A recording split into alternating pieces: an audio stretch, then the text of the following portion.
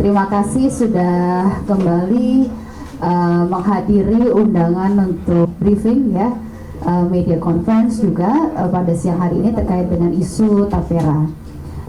Rekan-rekan ketahui bahwa sebelumnya ya penjelasan publik seperti ini begitu ya, kami terus melihat, terus mendengarkan penjelasan yang sejelas-jelasnya. Nah, melihat dari perkembangan pertanyaan-pertanyaan di publik, kami melanjutkan bagian dari memberikan keterangan lebih lanjut terkait dengan Tapera ini untuk menjawab pertanyaan-pertanyaan publik yang berkembang lebih lanjut dan belum terjawab. Begitu. Nah, untuk penjelasan Tapera, saya minta kepada Bapak Kom, bagaimana BP Tapera sudah menyikapinya. Siang, salam sejahtera untuk kita semua. Yang saya hormati komite dari Kementerian Keuangan, ada Pak Dirjen Perbendaharaan, makasih Pak Astera Primanto dari Kementerian PUPR. Syukur kepada Allah SWT, Tuhan Yang Maha Kuasa, atas perkenannya kita di siang hari ini sekaligus merupakan kelanjutan dari konferensi pers bersama yang dilaksanakan di KSP di tanggal 4 Juni kemarin ya, dan sekaligus untuk merespon beberapa isu yang terus berkembang di masyarakat ya. Rekan-rekan semua, dapat kami sampaikan terlebih dahulu sebelum menjawab isu terkait dengan temuan BPK yang kemarin sebenarnya juga sudah kami sampaikan siaran persnya gitu ya, bahwa BP Tapera hingga saat ini hanya mengelola dua sumber dana ya. Yang pertama dana APBN, alokasi APBN yang berbentuk fasilitas likuiditas pembiayaan perumahan atau FLPP, dan yang kedua adalah dana peserta Tapera untuk PNS ex Baper Tarum ya. Ya, jadi dua sumber dana itu yang saat ini kami kelola dan menjadi tugas dari BP Tapera ya. Kemudian terkait dengan isu tindak lanjut atas temuan BPK bahwa sebanyak 124,9 ribu pegawai negeri sipil tidak bisa mencairkan haknya sebesar total 567,45 miliar, dapat kami sampaikan bahwa itu merupakan temuan BPK atas tahun audit 2021 dan itu sudah direkomendasikan ke BP Tapera tindak lanjutnya, dan hingga akhir 2023 kemarin ya, seluruh hasil temuan BPK dimaksud telah ditindaklanjuti ya oleh BP Tapera, dalam artian semua hak kepesertaan yang menjadi substansi temuan sudah kita kembalikan ke peserta penerima hak setelah kepesertaannya berakhir, yang ASN yang pensiun ya, dan sudah kami laporkan ke BPK tindak lanjutnya, kemudian telah dinyatakan selesai oleh BPK ya. Kemudian juga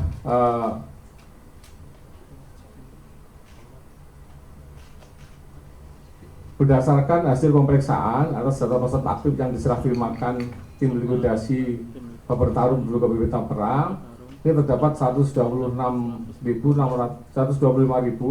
orang yang sudah pensiun berdasarkan data BKN, namun belum menerima pengembalian, kan tadi gitu ya, substansi dari temuannya itu sudah tindak lanjuti, dan sesuai dengan Undang-Undang Nomor 4 2016 tentang Tapera, BP Tapera terus berkomitmen melakukan pengembalian tabungan perumahan rakyat ya, baik berupa pokok tabungan dan hasil pemukanya kepada peserta paling lama 3 bulan setelah berakhir masa kepesertaan. Dan secara keseluruhan ya, semenjak BP Tapera beroperasi hingga 2024 saat ini, BP Tapera telah mengembalikan tabungan perumahan rakyat kepada 956.799 orang PNS pensiun atau ahli warisnya, dengan total nilai sebesar 4,2 triliun rupiah. Ya. Kemudian mekanisme pengembalian tabungan perumahan rakyat kepada peserta atau ahli warisnya ini dilakukan melalui bank kustodian atau bank penampung ke rekening peserta. Dan tantangan dalam proses pengembalian tabungan saat ini hingga saat ini adalah peserta dan juga pemberi kerja belum melakukan pengkinian data. Ya, jadi hak kepesertaannya adalah kepesertaan ex baper tarum. Ya. Belum ada collection ya dari simpanan peserta ya baik ASN maupun peserta segmen lainnya ya dari mulai baper tarum dilikuidasi di tahun 2020 kemudian diintegrasikan BP Tapera hingga saat ini ya. Dan BP Tapera juga belum ada rencana untuk perluasan segmen kepesertaan ya sebagaimana diatur di PP 25/2020 karena kami masih ditugaskan oleh komite untuk terus melakukan pembenahan tata kelola sebagai sui generis atau lembaga baru gitu ya. Kita baru operasional di 2019 ya, baru 5 tahun kurang lebih. Pembenahan tata kelola dalam rangka membangun trust atau kepercayaan masyarakat. Jadi belum ada rencana untuk collection baru di segmen baik ASN maupun non ASN. Ya. Dan kami terus mencermati berbagai masukan, ya, saran, ya, dan juga dinamika yang berkembang di masyarakat saat ini, ya, menjadi acuan kami untuk terus meningkatkan kualitas tata kelola ya atas pengelolaan dana yang saat ini sebagai tadi saya sampaikan baru 2 yang kita kelola, alokasi APBN melalui fasilitas likuiditas pembiayaan perumahan dan dana peserta ASN ex peserta baper tarum ya. Ke depan dalam rangka meningkatkan kualitas layanan ya khususnya untuk pengembalian hak kepesertaan yang ex baper tarum, BP Tapera terus melakukan perbaikan sistem dan tata kelola antara lain NIK yang terintegrasi dengan Dukcapil, NIP yang terintegrasi dengan BKN, kemudian validasi nomor rekening yang terintegrasi dengan perbankan. Dan kami juga terus berkolaborasi dengan sui generis yang lain, dengan PT Taspen, ya, kemudian juga dengan Pemda, ya, bahkan dengan PWRI untuk men-tracing peserta yang punah, kemudian ahli warisnya belum diketahui, gitu ya, ya, melalui berbagai kanal juga, ya, serta melakukan sosialisasi melalui berbagai kanal media sosial, kemudian juga mengedukasi dan mendorong pemberi kerja, ya, Pemda sebagai pemberi kerja, instansi kementerian lembaga sebagai pemberi kerja untuk melakukan pengkinian data, ya. Tujuannya apa? Dari melindungi hak peserta dan pengembalian hak peserta pada saat berakhir kepesertaan. Ya.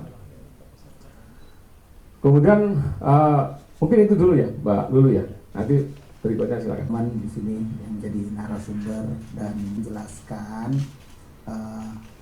tadi atau menambahkan apa yang disampaikan oleh Pak Heru, yaitu kondisi Tapera saat ini.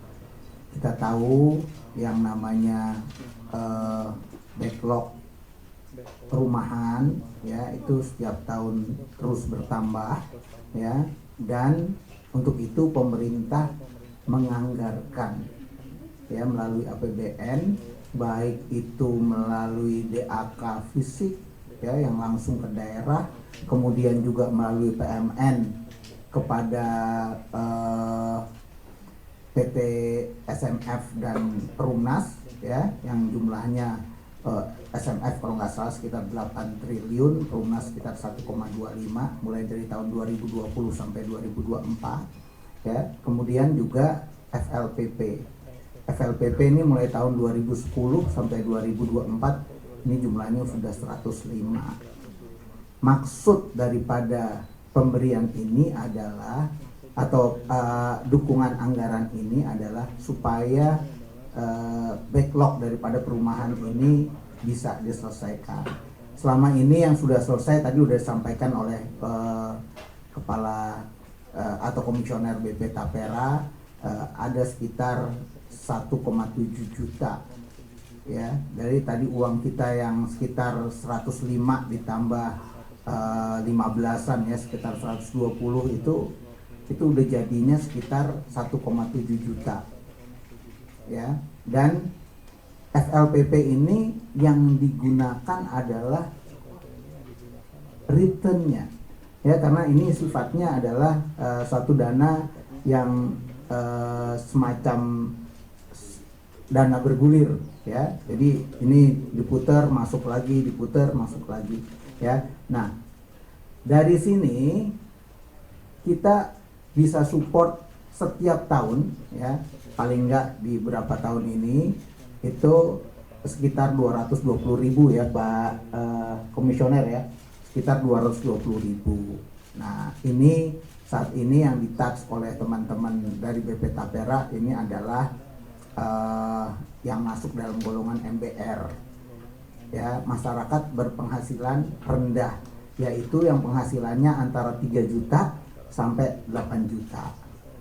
Nah, apalagi nih yang didapatkan oleh masyarakat. Jadi sebetulnya selain apa yang tadi saya sampaikan, masyarakat juga mendapatkan berbagai insentif ya yang dikeluarkan oleh pemerintah, yang tentunya ini bisa membuat sektor perumahan bisa lebih kuat lagi ya. Nah, ini insentif-insentif yang diberikan ya, baik dari segi pajak, kemudian juga ada bantuan biaya administrasi dan lain-lain ya, yang ini bisa membuat penyediaan rumah ini menjadi lebih kuat atau bisa menghasilkan lebih banyak.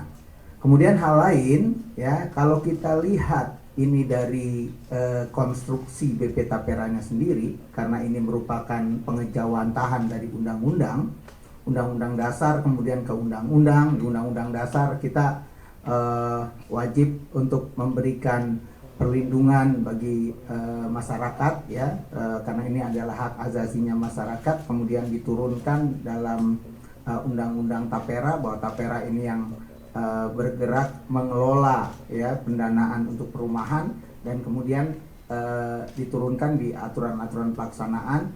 Ini dimaksudkan tadi untuk memberikan dukungan bagi masyarakat-masyarakat yang belum memiliki rumah. Nah, terus kalau pertanyaan selanjutnya adalah yang BP Tapera sekarang lakukan, apakah sudah menggunakan uang dari masyarakat? Ya, jawabannya uang dari masyarakat yang masuk dari penerimaan pajak. Ya, karena kan APBN kita ada sisi penerimaan, ada sisi pengeluaran ya. Pembayar pajak ini akan masuk ke sisi penerimaan, dan kemudian dari sinilah ada belanja dan pembiayaan yang salah satunya adalah FLPP. Jadi kalau tanya yang dari masyarakat mana, nah ini yang belum dilakukan eksekusi karena memang ada 3 prerequisite condition yang tentunya ini harus dilakukan. Yang pertama, misalnya kalau bicara tentang ASN ya, kita tahu di ASN ini yang berhak untuk mengeluarkan aturan pelaksanaan adalah Menteri Keuangan. Ibu Menteri sampai saat ini belum mengeluarkan hal tersebut. Ya, karena kita tahu ini adalah lembaga pengelola dana, dan lembaga pengelola dana ini nggak bisa ujuk-ujuk langsung dia settle ya, memerlukan tahapan-tahapan yang tentunya ini juga selalu dimonitor ya. Ada OJK yang memonitor, kemudian kami dari segi kebijakan di Kementerian Keuangan ini juga melakukan monitoring. Jadi untuk kondisi saat ini ya, ini masih dalam kondisi-kondisi penyiapan. Jadi kita masih belum tahu nih ya kapan untuk yang ASN, karena kita masih melihat masih long way to go untuk bisa menerapkan itu. Kemudian juga kalau yang dari BP Tapera mungkin nanti bisa ditanyakan ya, dan yang lainnya juga nanti bisa di-raise isunya ya, karena jatah saya di sini yang Kementerian Keuangan. Kemudian juga ada hal yang mungkin juga perlu menjadi pengetahuan kita. Jadi yang namanya BP Tapera ini dari segi tata kelola ya, ini terus kita perbaiki ya. Saat ini dengan manajemen yang baru ya, tentunya kita mengharapkan agar pengawasan dari OJK ini semakin kuat dan bisa dilakukan kepatuhan yang baik. Kemudian juga dari sisi pelaksanaan kebijakan ini juga kita pantau melalui komite yang sekretariatnya ada di tempatnya Pak Heri TZ. Kemudian juga mereka dilakukan audit baik oleh akuntan publik maupun oleh BPK. Makanya tadi ada temuan BPK yang tadi disampaikan oleh Pak Heru. Ya, jadi itu kurang lebih gambaran. Jadi singkatnya adalah pemerintah menyediakan anggaran yang tadi jumlahnya sekitar 105, kemudian ditambah yang dari Bapertarum itu ada sekitar 7. Sementara ini sampai dengan saat ini sudah bisa memfinance sekitar 1,7 juta. Nah, untuk yang lainnya yang belum dapat mekanismenya seperti apa. Nah, ini yang digunakan adalah mekanisme yang sekarang dikelola oleh BP Tapera. Mungkin nanti Pak Heri TZ bisa menjelaskan secara lebih detail. Mungkin itu sementara Bu Prita.